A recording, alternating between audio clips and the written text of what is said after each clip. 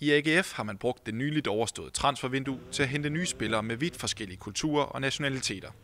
Heriblandt indkøb fra Kroatien, Irak og Turkmenistan. Der er kommet lidt farve og kultur på, så det er meget sjovt. En af de nytilkomne er Jamaldin Abdukhalitovic Kotsaniasov, også kaldt Jamal. Han er hentet på en 3-årig aftale i russiske scene i Sankt Petersborg. Han er vant til at spille og træne med nogle rigtig dygtige spillere. Og har stået på egne ben i en meget ung alder i en stor klub. Den kun 19-årige Jamal har dog ikke haft nogen nem start i klubben. Han har været syg et par uger, inden han kom her med noget influenza, og det sætter sig selvfølgelig også sætter sit præg. De mange forskellige nationaliteter i klubben gør, at man har et helt særligt fokus på at integrere typer som Jamal. Jeg har en holdleder i Dudek, hvor et af hans ansvarsområder er at få spillerne, især dem, der kommer langvejs fra udlandet, til at føle sig hjemme.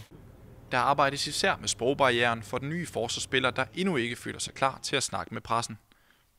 Nu prøver vi at få Jamal i tale. Er det muligt for jer at få ham i tale? Ja, det er det. Jeg har været ude med ham, og det er fint.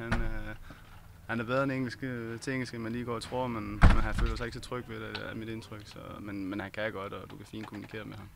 Det er jo dejligt at have med sådan en spiller at gøre. Det er jo det miljø, vi gerne vil skabe her med tiden. Og med opholds- og arbejdstilladelsen på plads, kan Jamal nu drømme om debut allerede i fredagens udkamp mod Hobro. Det kunne godt være.